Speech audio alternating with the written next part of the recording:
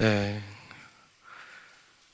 최근에 돌아오신 분이, 한국에서, 몽골에서 돌아오신 분이 저랑 같이 처음에 제가 뉴욕 왔을 때, 그때쯤에 오신 분이 오고 나니까 처음 뉴욕 왔을 때가 되게 생각이 많이 나게 하는 것 같아요. 그때 같이, 같은 학교를 다니진 않았는데 둘 다 어학연수생으로 교회를 처음 왔었는데, 그때 제가 학교를 다니면서 정말 너무나 많이 놀랐던 것이 뭐냐면, 아시잖아요. 랭귀지 스쿨 가면 되게 조그맣고 시설도 안 좋고 그러는데, 그 조그만 방 안에 온 세계가 다 들어있는 거예요. 막 중국에서 오네, 일본에서 오네, 뭐 자마이카에서 오네, 이탈리 뭐 다 있었어요. 그러니까 여긴 진짜 유나이티드 네이션이 있어야 될 만한 곳이다, 이런 생각이 절로 들 만큼 정말 모든 인종이 그냥 그 조그만 방에 있었죠. 그 중에서 제가 좀 친하게 지냈던 몇몇 친구가 있는데, 한 명은 베트남에서 왔던 타이라고 하는 친구가 있었어요. 제가 교회도 몇 번 초대했기 때문에 아마 여러분들 중에서 봤던 친구도 있을 텐데, 그 친구를 제가 이제 전도하기 위해서 여러 차례 만나면서 이제 복음을 전했는데, 그 친구가 가지고 있던 종교는 뭐였냐면 불교였어요. 물론 불교가 그 지역마다 그 섹트가 다르고 그래서 교리도 조금씩 차이가 있는데, 제가 어느 날 그 친구한테 이렇게 물어봤습니다. 너네들은 어떻게 용서를 받느냐, 이렇게 물어봤더니 그 친구가, 우리는 한 번 잘못을 저지르면 4번 착한 일을 해야지 용서를 받을 수 있어, 이렇게 얘기하는 거예요. 그러니까 어마어마한, 제곱을 넘어서는 거를 갚아야 된다는 거잖아요. 그러니까 한 번 죄를 짓고 갚으려고 하다가 또 한 번 잘못을 지으면 어떻게 됩니까? 이제 막 7개, 8개, 그러다가 또 잘못하면 계속 늘어나는 거예요. 그래서 사실은 종교라는 것들은 알고 보면 이렇게 불교와 같이 자력 종교, 자기 스스로 구원한다고 믿는 자력 종교나 뭐 이슬람이나 유대교 같이, 물론 하나님의 은혜로 구원받는다고는 하지만 은혜를 받기 위해서는 특별한 종교적인 행위들을 해야 된다라고 말하는 그 모든 종교들의 특징은 뭐냐면, 결국에는 빚을 지게 만드는 거예요, 하나님한테. 그래서 내가 올바르지 않으니까, 내가 의롭지 않으니까 그런 두려운 마음, 죄책감을 가지고 결국에는 이 종교에서 하라는 대로 하면서 조금이라도 마음의 평안을 얻으려고 살아가는 것이 바로 종교입니다. 그래서 알고 보면 종교라는 것이 그들을 굴레에서, 죄라는 굴레에서 벗어나게 해주는 것 같지만, 사실은 종교라는 다른 굴레에 집어넣어서 여전히 그 종교의 노예로 살아가게 만드는 것들이 바로 종교라는 것이죠. 반대로 기독교라고 하면서도 이단이나 아니면 또 자기 자신이 그냥 자신의 말이 진리라고 생각하는, 하나님을 믿지 않는 사람들, 그런 사람들의 특징은 뭐냐면, 진리라는 것은 정해져 있지 않고 내가 진리다, 이렇게 주장하는 사람이 있죠. 심지어 기독교라고 자기 스스로 말하면서도 사실은 이단인 사람들이 있는데, 뭐라고 말하냐면, 내가 예수를 믿었을 때 죄가 사함 받았을 뿐만 아니라 나는 이제 죄를 지을 수 없는 존재가 되어버렸기 때문에 나는 회개할 필요도 없고 죄책감을 느낄 필요가 없다, 이렇게 주장하는 사람들이 있죠. 일명 자기 스스로는 그렇게 부르지 않지만 일명 기독교에서는 구원파라고 부르는 이 사람들은 자신들이 완벽하게 하나님의 자녀들이 되었기 때문에 회개를 한다는 것, 죄책감을 느낀다는 것은 오히려 너희가 아직 종교인이다, 너희가 아직 예수님께 구원을 못 받았다는 증거다 라는 주장을 합니다. 그러나 제가 다른 많은 성경 구절들을 가지고 오지 않더라도 제자들이 예수님이 매일 그렇게 새벽마다 나가서 기도하는 모습을 보고, 저에게도 기도하는 방법 좀 가르쳐 주세요 했을 때 가르쳐 주신 기도가 주기도문이었고, 주기도문에는 이렇게 우리의 죄를 사하여 주옵시고 라고 회개하는 장면이 있습니다. 그렇기 때문에 우리는 회개를 해야 되는 것이죠. 예수님이 베드로에게 뭐라고 말을 했냐면, 목욕한 자는 목욕을 다시 할 필요는 없지만 발은 씻어야 된다. 이것이 바로 우리가 죄인에 있다가 죄를 지을 수밖에 없는 존재로 있다가 죄의 노예였다가 이제 그 사슬에서 풀려나서 죄를 거부할 수 있는 하나님의 자녀들이 되었고, 우리가 실수하고 넘어질 수는 있지만 우리가 그것을 회개하고 다시 나아가서 다시 빛의 자녀처럼 살아야 된다, 회개하고 다시 돌아와야 된다, 이렇게 말하는 것이 복음인 것입니다. 그런데 우리가 이렇게 오늘 본문에 보면은 우리의 존재가 뭐라고 말하냐면 하나님을 닮은 자들이 돼야 된다. 왜냐하면 하나님의 자녀들이기 때문이다. 이렇게 말하고 있죠. 생각을 해보세요. 개들 있잖아요. 개들이 새끼를 낳으면 이제 강아지인데, 강아지들은 자연스럽게 강아지답게 살아가잖아요. 개를 자기 어미를 닮은 개로 살아가고, 고양이가 새끼를 낳으면 고양이답게 그냥 살아가는 거예요. 그러면 하나님의 자녀들은 누구를 닮아야 됩니까? 하나님을 닮아야 되는 거죠. 하나님을 닮아야 되는 거예요. 그 말을 오늘 하고 있어요. 우리는 하나님을 닮게 살아가는 것이 바로 가장 자연스러운 것이다. 이렇게 말씀하는 거예요. 그런데 우리 힘으로 그렇게 되는 것이 아니라 주님께서 우리에게 그 빛을 넣어주셨고 새로운 생명이 우리 안에 있기 때문에 우리가 그 사실을 믿고 이제 그 믿음으로 걸음을 시작하면 그 걸음을 걸을 힘도 주님께서 주실 것이고 그 목적지에 도착하게 하실 분도 주님이라는 거예요. 우리에게 필요한 것은 주님이 나에게 그 생명을 주셨기 때문에 믿음으로 걸음을 시작해야겠다. 그 시작하는 그 믿음이 있어야 된다는 것입니다. 그때 우리가 바로 하나님을 닮은 모습으로, 그리고 지구상에 단 한 분 온전하게 인간의 몸을 가지고는 있었지만 하나님과 똑같은 모습으로 하나님을 닮은 자녀로 살아가셨던 분, 예수님을 닮은 모습으로 우리가 살 수 있다는 것입니다. 그래서 우리도 한 사람 한 사람이 예수님처럼 살아야 된다는 것입니다. 그래서 바울은 오늘 5절 6절에서 이것을 말하고 있습니다. 한번 같이 보겠습니다. 같이 읽겠습니다. 너희도 정녕 이것을 알거니와 음행하는 자나 더러운 자나 탐하는 자 곧 우상 숭배자는 다 그리스도와 하나님 나라에서 기업을 얻지 못하리니 누구든지 헛된 말로 너희를 속이지 못하게 하라. 이로 말미암아 하나님의 진노가 불순종의 아들들에게 임하나니. 아멘. 이게 무엇을 말하는 거냐면 그리스도인들이라는 것은 예수님을 이제 믿었고 죄사함을 받았으니까 회개할 필요 없이 내 마음대로 살아가도 되는 존재다 라고 말하는 것이 바로 이렇게 속이는 것이다, 거짓말하는 자다, 이렇게 말하는 거죠. 그런 극단이 있고, 다른 한편은 내가 하나님에게 사랑받기 위해서는 너희가 성경에 쓰여진 대로 십계명을 다 지키고 성경에 쓰여진 대로 이렇게 의롭게 살아야만 너가 그리스도인다운 것이고, 그래야만 하나님이 너를 인정해 줄 것이고 너도 하나님 나라에 기업이 있다, 이렇게 말하는 이 두 가지 극단에 빠지지 말라는 것입니다. 그 두 가지 다 거짓말이다. 그런 속이는 자들도, 속은 자들도 바로 그들에게 임하는 것은 진노밖에 없다, 이렇게 말하고 있습니다. 이렇게 물을 수 있겠죠. 그러면 지금 바울도 우리에게 더러운 생각, 행동, 생각, 이 모든 것들 하지 말라, 입으로 말하는 것까지, 범죄하는 것까지, 행동, 생각, 입술, 언어, 이 세 가지를 다 거룩하게 바꾸라고 지금 말하고 있는 게 아닙니까? 그러면 기독교도 다른 종교와 뭐가 다른 것입니까?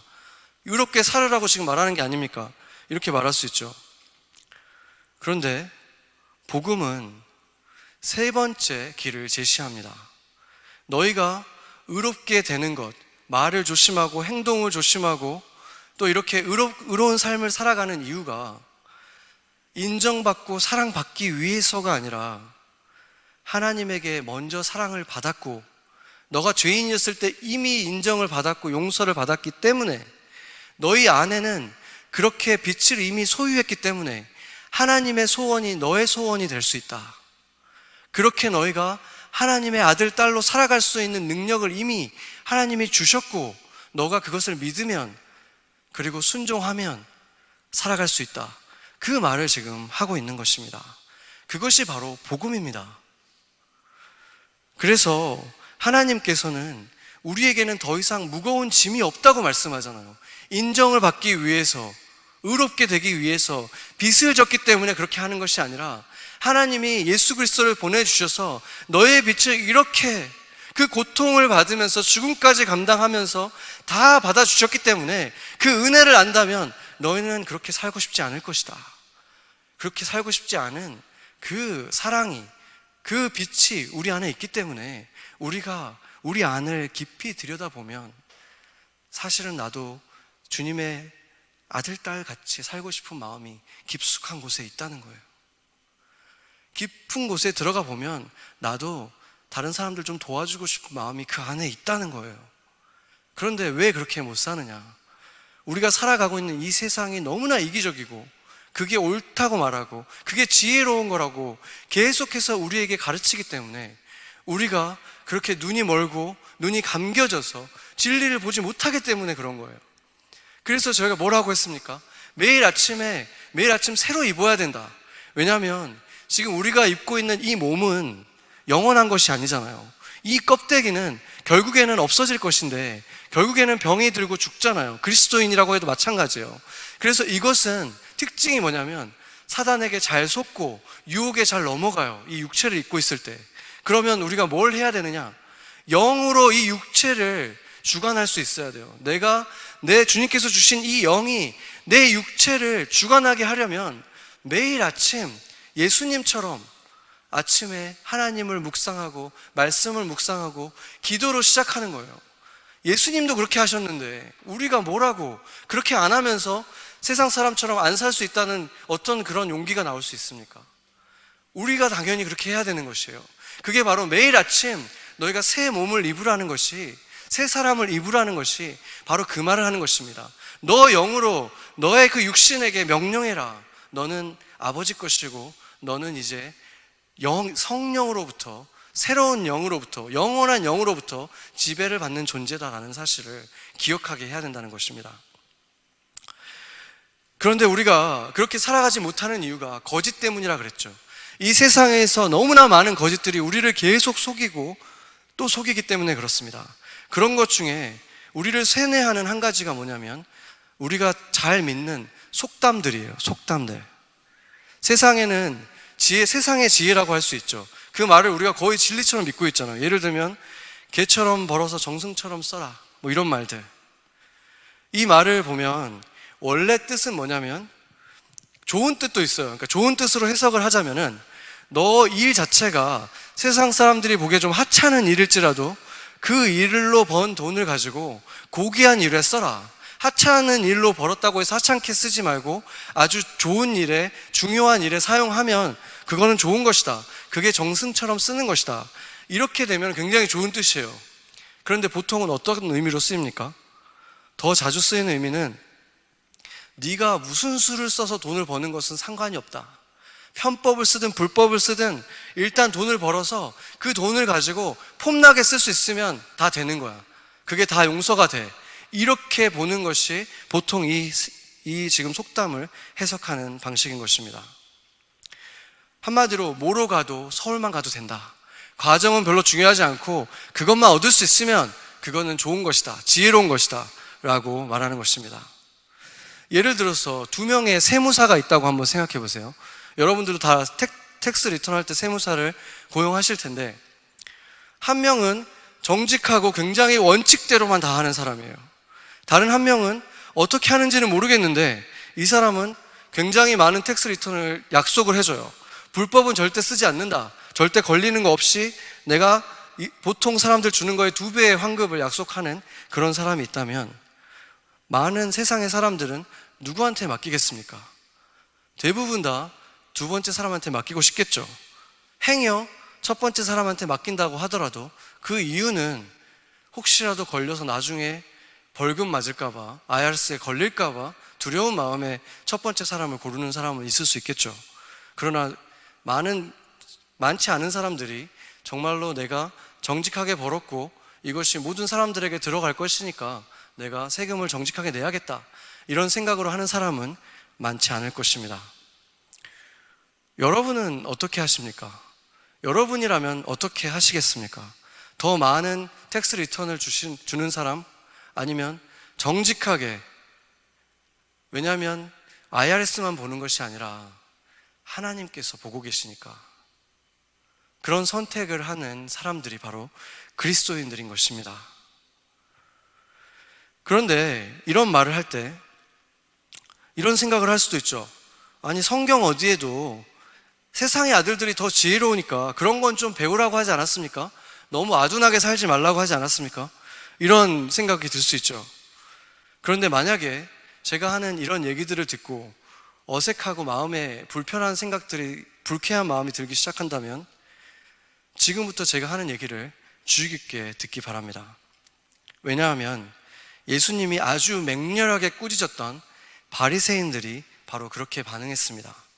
누가복음 16장 14절을 보면 예수님께서 굉장히 강하게 맹렬하게 꾸짖고 나서 바리새인들이 반응을 이렇게 말하고 있습니다. 바리새인들은 돈을 좋아하는 자들이라 이 모든 것을 듣고 비웃거늘. 이것을 듣고 지금 바리새인들이 깔깔거리면서 웃었다는 게 아니에요.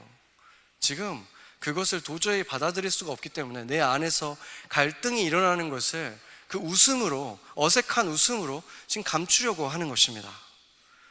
그때 일어났던 일을 제가 현대식으로 풀어서 설명하면 이렇게 됩니다. 어떤 은행업을 하는 사업가가 있었어요. 사장이 있었습니다. 그 사장에게는 대출을 담당하고 있는 직원이 있었어요. 그 직원이 그런데 그 회사 돈을 자꾸 횡령을 한다는 것을 사장이 알게 된 거죠. 그래서 사장이 이 사람을 불러서 이제 호통을 치죠. 네가 회사 돈을 횡령한 걸 다 알고 있다.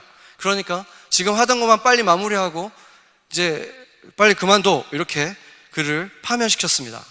그런데 그 직원은 미안해하기는커녕 마치 운 없게 걸린 거라는 생각이 들었던 것처럼 이제 뭐 해서 먹고 사나 이런 생각을 하다가 더 잔머리를 굴리게 되죠. 그래서 그 사람이 아직 도장을 찍을 수 있는 도장을 가지고 있을 때 채무자들을 다 데리고 와요. 그래가지고 100만 불을 빌린 사람한테 그거를 지우고 50만 불만 빌렸다고 쓰라고 한 다음에 자기가 도장을 찍어주는 거예요. 그렇게 해가지고 모든 채무자들에게 다 그렇게 엄청난 양의 빚을 탕감을 해준 거예요. 자기 마음대로 한 것이죠. 그 사람들이 얼마나 좋았겠습니까? 그 채무자들이. 이것은 결국에는 이 사람이 그만큼의 돈을 준 거나 마찬가지예요. 그렇죠? 그래서 지금 이 대출을 해주는 이 사람과 그 채무자들 간에 지금 거래를 시작한 것입니다. 무슨 거래입니까? 나중에 거기서 잘리고 났을 때 나중에 내 인생을 좀 책임져줘. 나에게 먹고 살 걱정 안 할 수 있게 해줘. 이것을 지금 그 안목 속에서 둘이 지금 거래를 한 것입니다. 여러분이 이 사장이라면 이 사람을 어떻게 하시겠습니까? 지금 안 그래도 자기 회사 돈을 횡령해가지고 걸려가지고 지금 빨리 정리하고 그만두라고 하는 사이에 더 큰 사고를 치고 자기를 위해서 그런 짓을 했다면 어떻게 하겠습니까? 당연히 뭐 감옥에 보내거나 혼쭐을 내줘야 되지 않겠습니까? 그런데 아주 이상한 일이 일어납니다. 이 사장이 이 사람이 참 지혜롭다라면서 칭찬을 하는 거예요. 이해가 되십니까?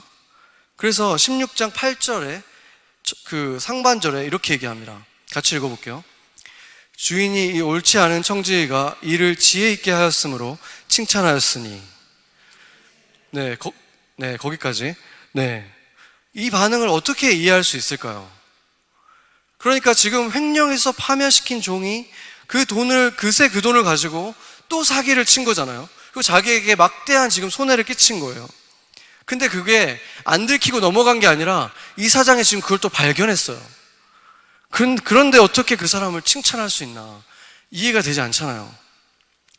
게다가 이 본문을 자세히 보면은 그 전까지는 그냥 청직이라고 하다가 여기에 와가지고는 옳지 않은 청직이라는 말을 했어요. 이 옳지 않다는 말이 뭐냐면 불의하다 이런 뜻이거든요. 근데 성경에서 아시다시피 불의한 것이 가장 악한 것이에요. 바로 그 불의 때문에 사람들이 죄인이 되고 지옥에 가게 되는 거니까 불의라는 것이 가장 나쁜 말인데 그 일이 지금 이 사람한테 지금 사용한 거예요.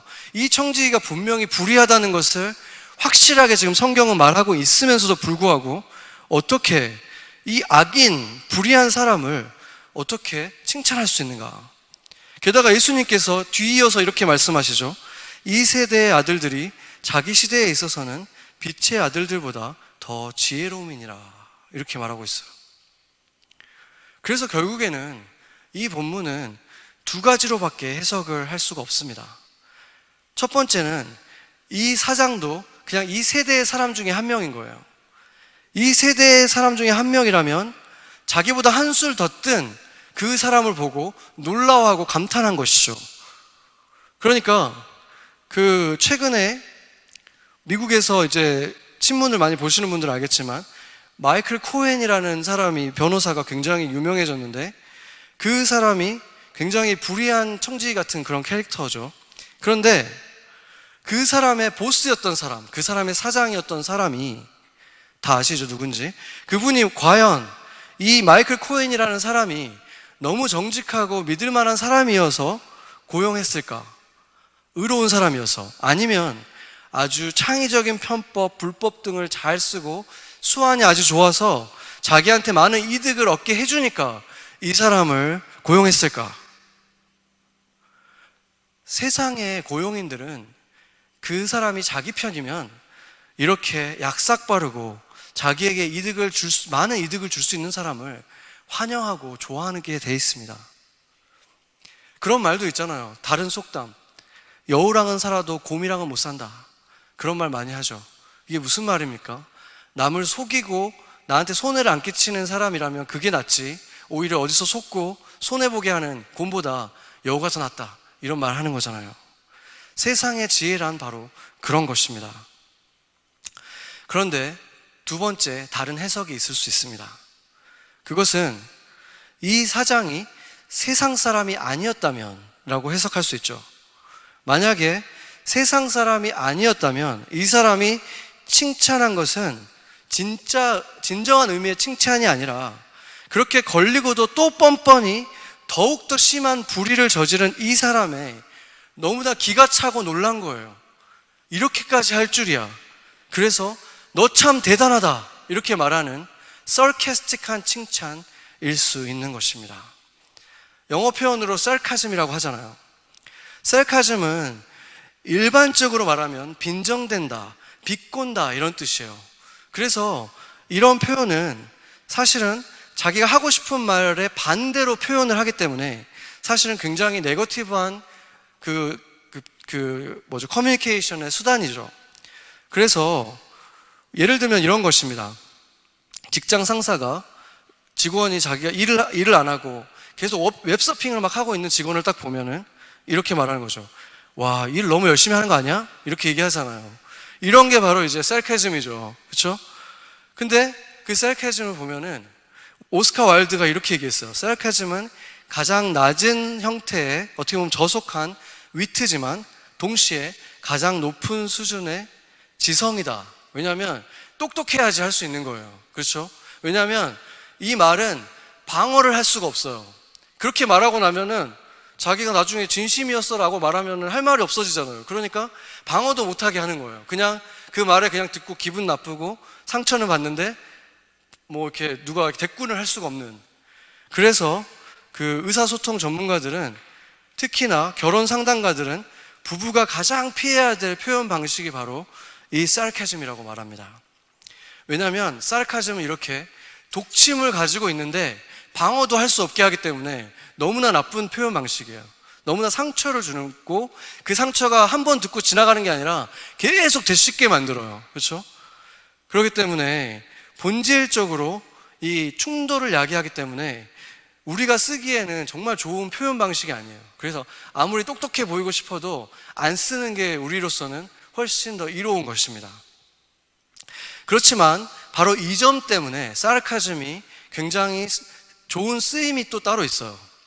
콜롬비아 유니버시티의 글란스키라고 하는 학자와 또 다른 몇몇 학자들이 사르카즘이 갖는 여러 가지 긍정적인 측면을 그들이 조사를 해봤는데, 실제 연구를 해본 결과 조심스럽고 주의를 기울여서 사용하는 사르카즘은 기억력과 상상력을 아주 높이는 것을 발견했습니다. 그런데 우리가 보통 사르카즘을 사용할 때는 그냥 나오는 대로 하지 뭐 이렇게 주의 깊게 안 하기 때문에 안 하는 게 훨씬 낫다는 거예요. 그런데 예를 들어서 어떤 긍정적인 게 있냐면, 담배를 피우는 분들한테 이렇게 말할 수 있잖아요.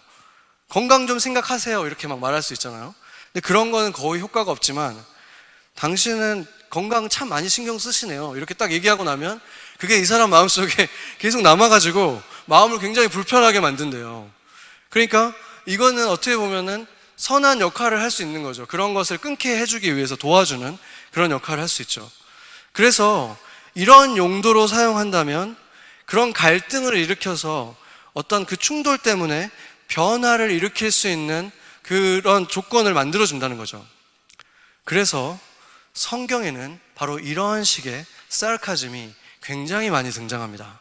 하나님도 예수님도 바울 서신들도 이러한 식의 사르카즘을 사용하십니다. 예를 들어서 하나님이 선지자 예레미야에게 했던 말을 한번 보겠습니다. 14장 11절 같이 한번 읽어보죠. 여호와께서 또 내게 이르시되 너는 이 백성을 위하여 복을 구하지 말라. 구하지 말라는 거예요. 두 번째 또 볼게요. 다시 또 읽을게요. 그러므로 너는 이 백성을 위하여 기도하지 말라. 그들을 위하여 부르짖거나 구하지 말라. 그들이 그 고난으로 말미암아 내게 부르짖을 때 내가 그들에게서 듣지 아니하리라. 이게 지금 제가 두 개만 뽑았지만 예레미야가 계속 이런 대화가 흘러가요. 하나님이 기도하지 말고 나를 찾지도 말고 부르짖지도 마라. 나는 전혀 들을 생각이 없다. 아무리 해봐도 소용이 없다. 이렇게 말씀하셨거든요. 그러면 하나님이 진심으로 이걸 원하셨던 것인가? 이 기도의 이런 대화의 끝에 주님께서 이렇게 말씀하십니다. 29장 12절 13절 보겠습니다. 같이 읽을게요. 너희가 내게 부르짖으며 내게 와서 기도하면 너희들의 기도를 들을 것이요 너희가 온 마음으로 나를 구하면 나를 찾을 것이요 나를 만나리라. 아멘. 우리가 정말 좋아하는 말씀이죠. 우리가 수련회 가면 꼭 암송 구절로 쓰는 구절 중에 하나고, 그런데 지금 주님께서 두 가지 완전히 상반되는 말을 하는 거예요. 그렇죠? 기도하지 말고 구하지도 말라 그래놓고 지금 와가지고는 부르짖고 구하면은 내가 들을 거고 다 줄 거야 이렇게 말씀하시잖아요. 어떤 게 진심이겠습니까? 바로 이 두 번째가 하나님의 진심이지만, 이 목이 굳어서 이 심장이 돌같이 돼가지고 하나님의 말을 도저히 듣지 않는 이 사람들을 깨트리고 계속해서 그들이 생각하게 만들기 위해서 하나님께서 사르카즘을 사용했다는 것입니다. 엄마가 우리들한테 그런 말 할 때 있잖아요. 나는 오늘부터 너를 자식으로도 생각 안 할 테니까 네 마음대로 한번 해봐. 이런 말들. 미소를 지으시는 분들은 경험이 있으시고, 표정이 이해가 안 된다 하는 분들은 나는 그런 적이 없는데 하는 분들일 텐데, 네. 그때 어머니께서 정말로 우리랑 인연을 끊고 싶어서 그러시겠습니까? 그렇지 않잖아요. 바로 그런 사르카즘이라는 거예요. 하나님이 하시는, 성경에서 쓰는 사르카즘은 얼마나 오죽 말을 안 들으면 그렇게까지 말을 하시고, 어머니도 그러시고 하나님도 그렇게 하시겠습니까? 그리고 바울이 또 썼던 반어법도 한번 보죠. 고린도전서 4장 10절 같이 한번 읽어보겠습니다. 우리는 그리스도 때문에 어리석으나 너희는 그리스도 안에서 지혜롭고, 우리는 약하나 너희는 강하고, 너희는 존귀하나 우리는 비천하여. 아멘.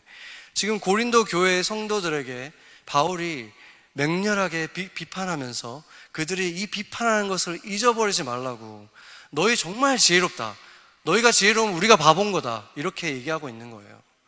너희가 정말 대단하면 우리는 정말 비참한 사람들이야, 너희가 맞으면 내가 틀린 거잖아, 이렇게 지금 얘기하고 있는 거예요. 아버지의 마음으로 그들을 공격하기 위해서가 아니라 그걸 통해서 깨닫고 그들이 겸손해지라고 이렇게 한 것입니다. 그리고 예수님도 여러 차례 말씀하셨지만 한 가지만 보자면 마태복음 5장 29절에 만일 내 오른 눈으로 너를 실족하게 하면은 빼어버려, 이렇게 말씀하시잖아요. 이것도 지금 진심으로 빼라고, 눈이 잘못해가지고 뺐으면 성한 사람이 어디 있겠습니까? 그러나 이것도 강조해서 우리를 그냥 비판하기 위해서 하신 게 아니라 이만큼 너희가 주의하라, 이것이 얼마나 문제가 있는 것인지 너희가 깨달아라, 이것으로 얼마나 내가 가슴 아파하는지 너희가 알아라, 지금 그 말씀을 하시는 것입니다. 그래서 이 사르카즘은 꾸짖기 위한 것이고 비난하기 위한 것이지만, 비난으로 끝내는 게 아니라 그것을 통해서 그들에게 건설적인 변화가 일어나게 하기 위해서 바로 아버지의 마음으로 하셨다는 것입니다. 그러고 나면 아까 우리가 보았던 이 불의한 청지기의 이야기 속에서 주님이 진짜 우리에게 하고 싶은 말씀이 무엇인지도 깨달을 수 있는 것입니다. 한번 이 불의한 청지기의 진짜 교훈이 뭔지 한번 보겠습니다. 누가복음 16장 9절입니다. 같이 한번 읽어보죠. 내가 너희에게 말하노니 불의한 재물로 친구를 사귀라. 그리하면 그 재물이 없어질 때 그들이 너희를 영주할 처소로 영접하리라. 아멘. 이 본문 때문에 굉장히 많은 사람들이, 신학자들이 고민에 빠졌었어요. 저도 마찬가지고, 제가 성경에 있는 말씀 중에서 제일 많이 묵상했고 제일 조사도 열심히 했던 것이 바로 이 구절입니다.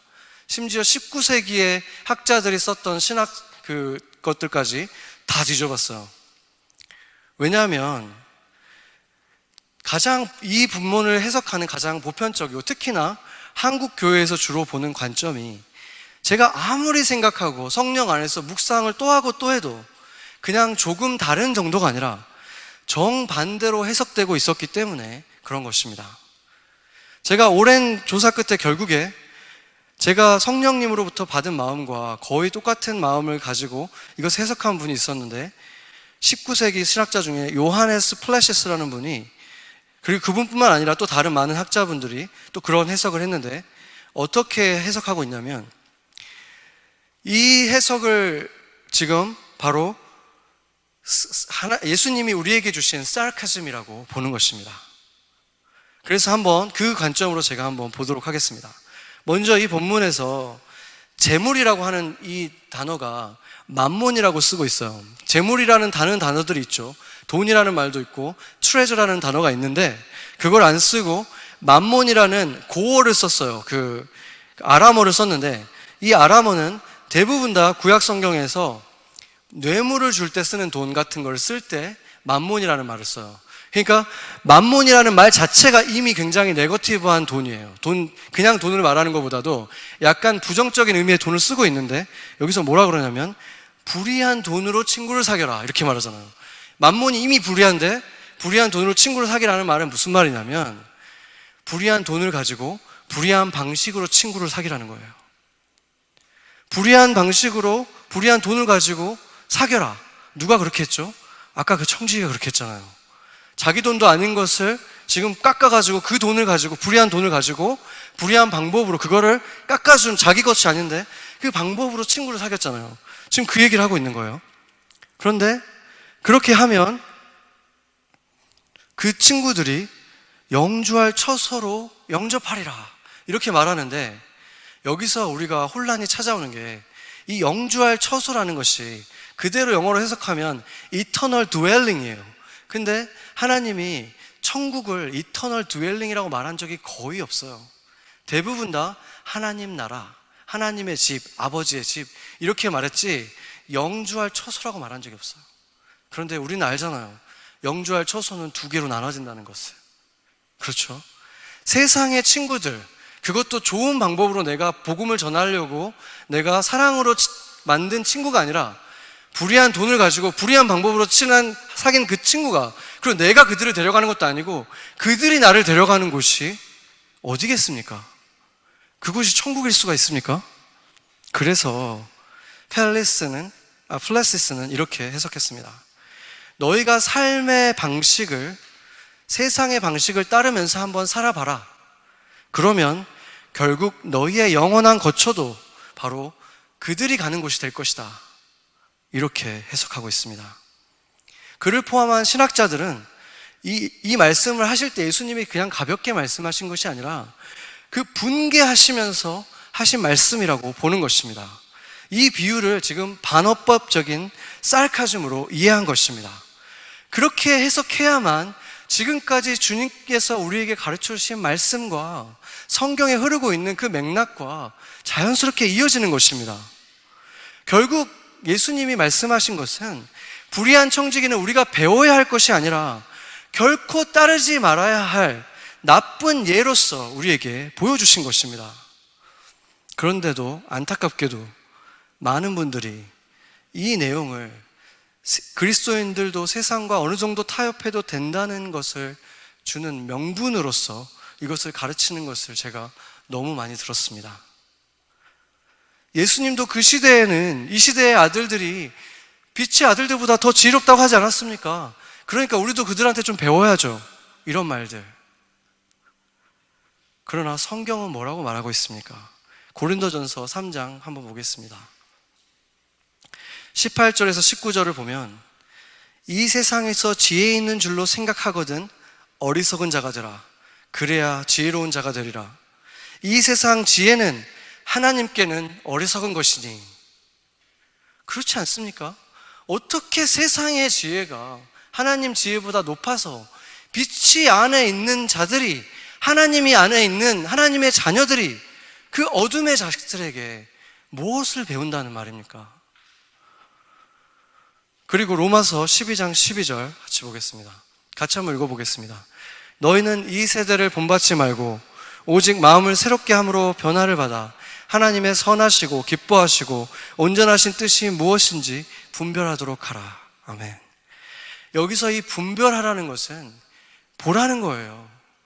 볼 수 있어야 된다는 거예요. 하나님의 뜻을.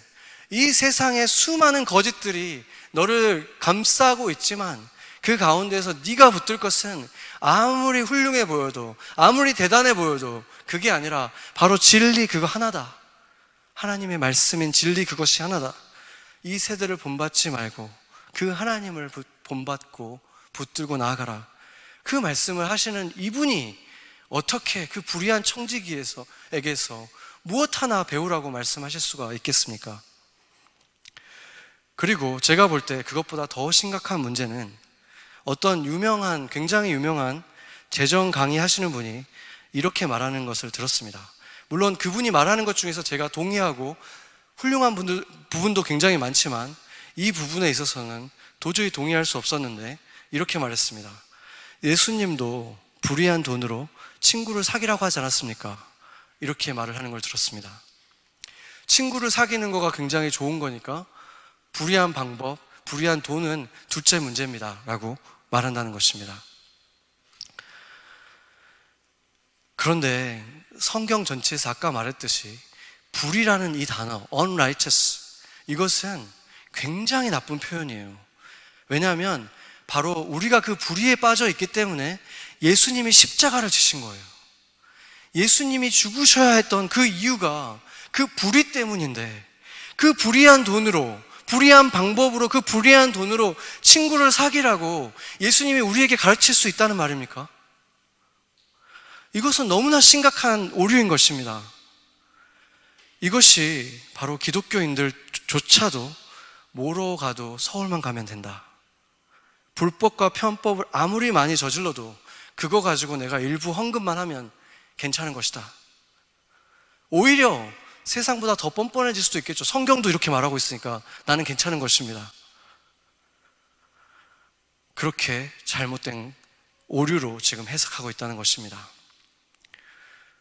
그래서 세상보다 더 뻔뻔한 기독교를 우리가 맞이할 때, 그런 사람들을 볼 때 그것이 과연 이 비유의 해석과 무관할까?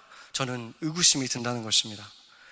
그러나 누가복음 16장 9절을 아까 우리가 본 대로 올바로 해석하고 나면 그를 따르는 12절에서 13절의 말씀은 아주 자연스럽게 해석이 되는 것입니다. 우리 같이 한번 읽어보겠습니다. 지극히 작은 것에 충성된 자는 큰 것에도 충성되고 지극히 작은 것에 불의한 자는 큰 것에도 불의하느니라. 너희가 만일 불의한 재물에도 충성하지 아니하면 누가 참된 것으로 너희에게 맡기겠느냐? 너희가 만일 남의 것에 충성하지 아니하면 누가 너희 것을 너희에게 주겠느냐? 두 지파인이 두 주인을 섬길 수 없나니 혹 이를 미워하고 저를 사랑하거나 혹 이를 중히 여기고 저를 경히 여길 것입니다. 너희는 하나님과 재물을 겸하여 섬길 수 없느니라. 아멘. 이 본문을 듣고 있었던, 이 꾸지람을 듣고 있었던 존재를 누구라고 말하냐면 바리새인들, 돈을 좋아하고 탐욕이 많던 바리새인들이었다고 말하고 있습니다. 그렇기 때문에 예수님께서 바로 어지간한 말로는 도저히 듣지 않는 그들의 그 단단해진 그 양심을 깨트리기 위해서, 그 굳어진 목을 꺾기 위해서 주님께서 이렇게 계속해서 떠오르는 이 sarcasm으로 그들에게 교훈하신 것입니다. 그래서 결국에는 13절에 만몬과 하나님을 선택해야 한다는 이 말은 결국 만몬을 섬기는 자들, 겉으로 하나님을 섬긴다고 말하지만 실제로는 만몬을 섬기는 자들이 진짜로 가게 될 곳은 너무나 당연히 만몬의 영원한 처소로 가게 될 것이고, 하나님을 섬기는 자들은 하나님의 영원한 처소로 갈 것이다라는 것을 말하는 것입니다. 그것이 너무나 당연한 것이 아닙니까? 정직과 성실이 조금도 보이지 않았고 잘못이 들켰을 때 뉘우치기는커녕 더 다른, 더 악한 방법으로 처음부터 끝까지 이기적이고 악하기만 했던 이 불의한 청지기에서 뭐가 배울 것이 있겠으며, 그것이 배울 것이 있다고 가르쳐온 우리 교회들에게서, 기독교인들 가운데에서 그 청지기의 모습과 같이 오버랩 되는 것이 우연은 아닐 것입니다. 그런데 여기에서 11절, 12절을 보면 불의한 재물에도 충성돼야 된다, 이런 말을 하고 있는데, 물론 이 청지기는 심지어 이 불의한 재물에도 충성되지 않았기 때문에 말할 것도 없지만, 여기에서 지금 불의한 재물, 만몬에 충성돼야 한다는 것은 어떤 의미일까요? 16장 11절 한번 같이 보겠습니다. 한번 같이 읽어보죠. 너희가 만일 불의한 재물에도 충성하지 아니하면 누가 참된 것으로 너에게 맡기겠느냐. 우리가 세상에서 직장 생활을 하고 있잖아요. 제가 수요예배 때도 여러 차례 말했지만 이 바벨론과 같은 이 세상에서 우리가 살아가면서 내가 직접적으로 돈을 관리하거나 직접 이 회사를 운영하는 사람이 아닐지라도 우리가 대략적으로 알 수 있는 것은, 심지어 사회 봉사를 하는 그런 회사에 내가 다닐지라도, 그런 비영리 단체에 다닌다고 할지라도 회사에서 일어나는 모든 일들이 온전하게 완전히 의롭게 다 부조리가 하나도 없이 이루어지가 있다라고 자신 있게 말할 수 있는 사람이 어디 있겠습니까? 그러려면 세상을 아예 떠나야 되겠죠. 그것은 불가능하죠. 그런데 여기에서 충성되게 신실하게 성실하게 가르쳐야 된다는 것은 바로 빛의 열매라, 오늘 본문 9절에서 말한 빛의 열매인 착하고 의롭고 진실함을 가지고 내가 내 권한 안에 있는 한에서 내가 관리할 수 있고 내가 영향력을 끼칠 수 있는 under my authority 안에 있는 것들 가운데에서 바로 착하고 의롭고 진실함으로 관리하면서 살으라는 것입니다. 세리장 삭개오를 한번 생각해 보세요. 이 삭개오라는 사람의 직업은 세리장이었는데, 그때 당시에 유대인이 가질 수 있는 직업 중에서는 아마 최악의 직업이었죠. 왜냐하면 그 직업 자체가 이미 동포들에게서 돈을 뺏어서 로마에다 갖다 주는 일이기 때문에 굉장히 그 직업 자체가 이미 그리스도인으로서는 도저히 할 수 없는 직업 같은 그런 직업이었어요. 그렇죠? 근데 이 사람이 예수님을 믿었을 때 예수님이 그 직업을 그만둬라 하시지 않으셨어요. 그렇죠? 그 일이 불의함이 포함되어 있을 수 있지만 예수님이 그 직업을 그만두지 말라고 한 이유는 뭐냐면, 세리장이 뭐라고 얘기했냐면, 내가 지금까지 속여서 받았던 것들을 다 돌려줄 거고 앞으로는 절대 속여서 받지 않겠습니다, 이렇게 약속을 했어요. 예수님 앞에. 그러니까 그럼 됐다, 그러면 앞으로 그렇게 해라, 이렇게 인정해 주신 거예요. 세리라는 직업이 그렇게 나쁜 직업이지만 어떻게 보면 최악의 직업이에요. 우리가 가지고 있는 어떤 직업과도 비교할 수 없는 직업이지만 그 직업 안에서도 분명히 착하게, 의롭게, 진실되게 자기 맡은 일을 할 수 있는 영역이 분명히 있을 것이고, 그것을 너희가 찾아서 하라는 것입니다. 그때 예수님께서 이자도 아브라함의 아들이다, 오늘 이 집에 구원이 임했다, 이렇게 말씀해 주셨습니다. 이 자는 이제 의로운 청지기가 되었다라고 이 세리장을 인정해 준 것입니다. 그런데 이 삭개오의 경우를 봐도 당장 눈앞에 이 삭개오가 굉장한 금전적인 손해를 보지 않았겠습니까? 당장 막 다, 어떻게 보면 지금 재산을 다 나눠줘야 되는 상황일 수도 있어요, 이 삭개오의 경우는. 그런데 그것이 과연 이 삭개오에게 진정한 의미의 손해이겠습니까? 그 불의한 방식으로 불의한 재물을 얻었던 그것들이 결코 줄 수 없는, 예수님만 줄 수 있는 참된 재물을 이 삭개오가 받게 되었기 때문에 삭개오는 그것이 아깝지 않았던 것입니다. 그래서 우리가 지금부터라도 참된 청지기, 빛의 열매를 보이는 청지기들로 살아가게 된다면 주님께서도 분명히 우리에게 참된 것을 주실 것입니다. 마태복음은 이 청지기의 비유를 말하고 있진 않은데 신기하게도 이 청지기의 비유의 마지막에 말했던 그 13절을 그대로 말하고 있는데, 너희가 두 주인을 겸하여 섬길 수 없다, 이 말을 하고 나서 결론적으로 이 말을 하고 있습니다. 마태복음 6장 33, 34절 보겠습니다. 같이 한번 읽어보겠습니다. 그런즉 너희는 먼저 그의 나라와 그의 의를 구하라. 그리하면 이 모든 것을 너에게 더하시리라. 그러므로 내일 일을 위하여 염려하지 말라. 내일 일은 내일이 염려할 것이요 한날의 괴로움은 그날로 족하니라. 아멘. 이거를 지금 누구한테 준 것입니까? 두 주인을 섬기지 않는 사람, 만몬을 섬기지 않고 하나님을 섬기기로 한 사람, 그런즉 이 말은 너희가 그렇게 산다는 것이 바로 그의 나라와 의를 구하는 삶이다 라고 가르치시는 것입니다. 지금 내가 하고 있는 그 세상의 일 속에서도 이 직업 자체는 어쩌면 의롭지 않은 모습들이 섞여 있을 수 있지만, 그 안에서 나에게 지금 주어지신 그 일 속에서 내가 분명히 진실되고 의롭고 착하게 할 수 있는 그 일을 행할 때 하나님께서 이 약속을 주신다는 것입니다. 부족함이 없이 줄 것이다, 이 약속을 하는 것입니다. 우리가 젊은 분들이 많지만 인생을 마감해야 될 날이 올 것입니다. 그날에 내가 내 이름으로 세운 높은 빌딩들이 나를 흐뭇하게 만들어 주겠습니까? 아니면 내 이름에 적힌 그 통장에 있는 수많은 그 영들이 나를 보람있게 하겠습니까? 만몬은 그것을 가지면 모든 것이 다 따라온다, 이렇게 말을 하지만, 그런데 왜 우리가 보는 세상에서 갑자기 성공한 사람들, 그 만몬이 준 것 같은 어마어마한 축복을 받은 것 같은 사람들이 가장 먼저 하는 것이 이혼인 것입니까? 하나님이 아닌 것은 그것이 유명세든 권력이든 이 모든 우상들은 결국 약속한 것을 결코 주지 않습니다. 만몬이 줄 수 있는 것을 다 줄지는 몰라도 우리가 진짜 원하는 것은, 그 만몬을 통해서 진짜 더 원했던 그것은 주지 않는다는 것입니다. 우리들이 원했다는 것은 무엇입니까? 돈을 왜 갖고 싶었습니까? 나와 사랑하는 사람들 눈 마주치면서, 마주 보면서 그 행복한 시간, 서로의 존재만으로 그냥 기뻐하는 이 사람들과 조금 더 여유 있고 행복한 그 삶 위해서 그 돈을 원했던 거 아닙니까? 그런데 만몬은 그건 안 준다는 거예요.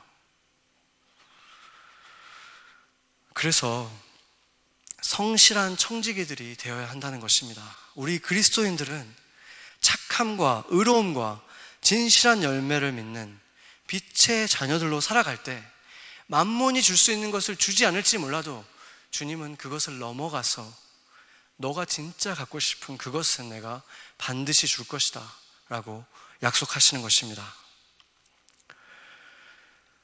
그 영원한 것이 바로 주님께서 약속하신 참된 재물인 것입니다. 내가 사랑하는 사람들, 내가 사랑할 사람들, 그들과 함께 쌓아가는 아름다운 일들, 아름다운 시간들, 이것들이야말로 영원히 우리가 빼앗기지 않을 하나님이 우리에게 남겨주실 영원한 축복이고 면류관이라는 것입니다. 나로 인해서 예수 그리스도의 사랑을 경험한 사람이 있다면, 조금이라도 경험한 사람들이 있다면 그것이야말로 영원히 우리에게 남겨질 면류관이라는 것입니다. 그것은 결코 세상 어떤 것도 줄 수 없고 주님만이 줄 수 있는 것입니다. 그래서 오늘 본문 마지막에 주님께서 이렇게 말하고 있습니다. 너희들 가운데 아직까지도 그것을 보지 못하고 세상에 그리스도인으로 살면서 빛을 조금도 발하지 못하고 자고 있는 자들에게 이렇게 말하는 것입니다. 잠자는 자여 깨어서 죽은 자들 가운데서 일어나라. 그리스도께서 너희에게 그 빛을 비추인다. 그리고 그 빛을 깨달은 우리들은 이제 이 세상에 그 허망한 것을 쫓아서 그것이 모든 것을 줄 수 있을 거라고 믿으면서 살아가는 그 세상의 대부분의 사람들, 그들에게 이 빛을 비추어주는 존재들로 우리가 살아가야 하고, 그런 사람들이 모인 이곳이 바로 교회인 것입니다. 같이 기도하시겠습니다.